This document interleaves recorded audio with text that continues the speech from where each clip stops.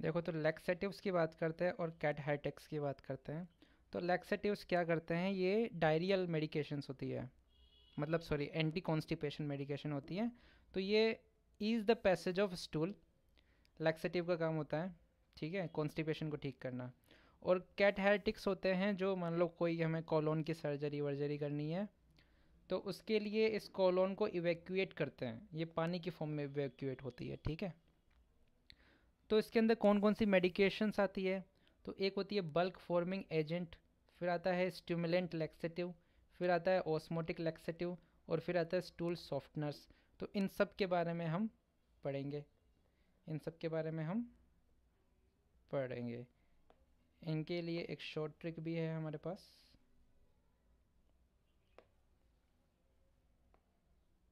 कुछ इस तरीके से। तो देखो, सॉफ्ट होता है पिलो, अरे चलो छोड़ो, ऐसे पढ़ते हैं इसको हम। तो बल्क फॉर्मिंग एजेंट कौन कौन से होते हैं, मिथाइल सेलुलोज होता है, सिलियम होता है, इसके अलावा सिंथेटिक फाइबर जैसे कि कार्बोफिल, क्योंकि इसे कार्बोहाइड्रेट बहुत पसंद है तो पॉलीकार्बोफिल हो गया। ये सारी मेडिकेशन हम ओरली लेते हैं। यूज़ किस में करते हैं, कॉन्स्टिपेशन में करते हैं। हाँ, अब ये एक बात ध्यान रखने की है कि these medication should be taken with fluids to avoid faecal impaction, ठीक है। दूसरी बात ये कि अगर इंटेस्टाइनल ऑब्स्ट्रक्शन है तो ये मेडिकेशन जो होती है वो कॉन्ट्रा इंडिकेटेड होती हैं, ओके। अगला पढ़ते हैं स्टूल सॉफ्टनर्स, इन्हें हम इमोलियंट्स भी कहते हैं। इसके अंदर एग्जांपल आता है हमारा डोकुसेट, पर ओरल भी ले सकते हैं और एज अ सपोजिटरी भी ले सकते हैं। डोकुसेट जो होता है it act as a surfactant, it can be use to prevent constipation and reduce straining during defecation in hospitalized individuals, ठीक है। इसका साइड इफेक्ट होता है डायरिया। तो इसका ट्रीटमेंट ध्यान रखो कि that it can be use to prevent constipation and reduce straining during defecation in hospitalized individual. बात करते हैं ऑस्मोटिक लैक्सेटिव। तो ये ऑस्मोटिक लैक्सेटिव्स ही होते हैं जिनका बुलेमिक सबसे ज़्यादा अब्यूज़ करते हैं। इनके अंदर सेलिन लैक्सेटिव्स होते हैं और इनडाइजेस्टेबल अल्कोहल या शुगर वाले लैक्सेटिव्स होते हैं।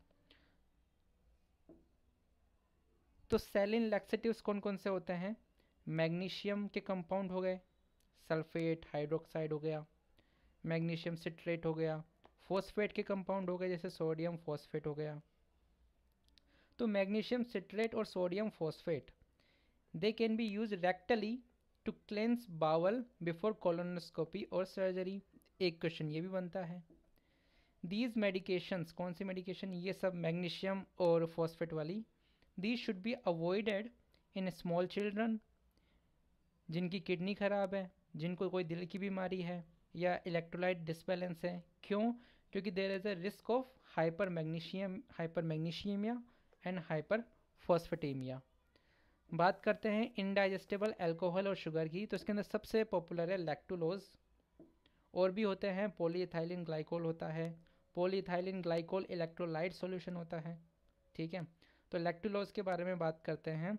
तो लैक्टुलोज जो होता है वो टूट जाता है एसिटिक एसिड में और लैक्टिक एसिड में, और इससे ये क्या करता है, पेरिस्टालसिस को स्टिमुलेट करता है।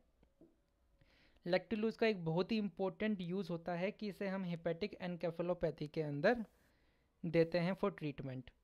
साइड इफ़ेक्ट क्या होता है इसका, क्रैम्पिंग, ब्लोटिंग, फ्लैचुलेंस, तो ये सब साइड इफ़ेक्ट देखने को मिलते हैं।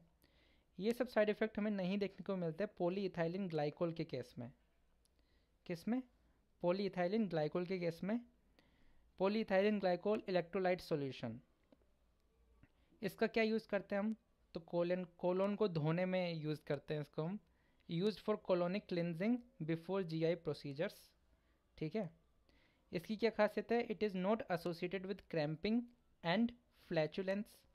एक बात और है कि अगर तेज़ी से इसे पियोगे तो ये अच्छा रिजल्ट देगी एज़ कम्पेयर टू इसे सिप सिप करके पियो, ठीक है। अब बात कर लेते हैं स्टिमुलेंट लैक्सेटिव्स की। तो इसे इरिटेंट लैक्सेटिव भी कहते हैं।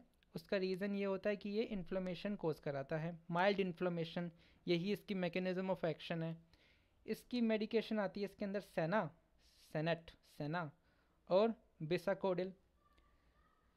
तो ये मेडिकेशंस क्या करती है, ये एंटेरिक जो नर्वस सिस्टम होता है उसे स्टिमुलेट करता है, जिससे क्या होती है इंटेस्टाइनल पेरिस्टालसिस स्टिमुलेट होती है। इन ड्रग्स को आप ओरली ले सकते हो, तो ये कम से कम 6 घंटे दिखाती है अपना इफेक्ट दिखाने में। इसके अलावा जो बाइसाकोडिल होता है इसे आप एज अ एनिमा भी यूज़ कर सकते हो, तो ये डेफिकेशन इंड्यूस कर देता है सिर्फ और सिर्फ 15 से 30 मिनट के अंदर। साइड इफ़ेक्ट की बात कर लो, साइड इफ़ेक्ट इंपॉर्टेंट है सबसे ज़्यादा, कि बाइसाकोडिल जो होता है वो atonic lazy colon can it can cause atonic और लेजी कोलोन। सेना का भी इंपॉर्टेंट है, मिलेनोसिस कोलाई, देखो इस तरीके से काले काले धब्बे पड़ जाते हैं कोलोन के अंदर। हालांकि अच्छी बात है कि ये कंडीशन रिवर्सिबल होती है, मतलब जैसे दवाई लेना बंद किया तो ये कंडीशन ठीक हो जाती है। Well this is all.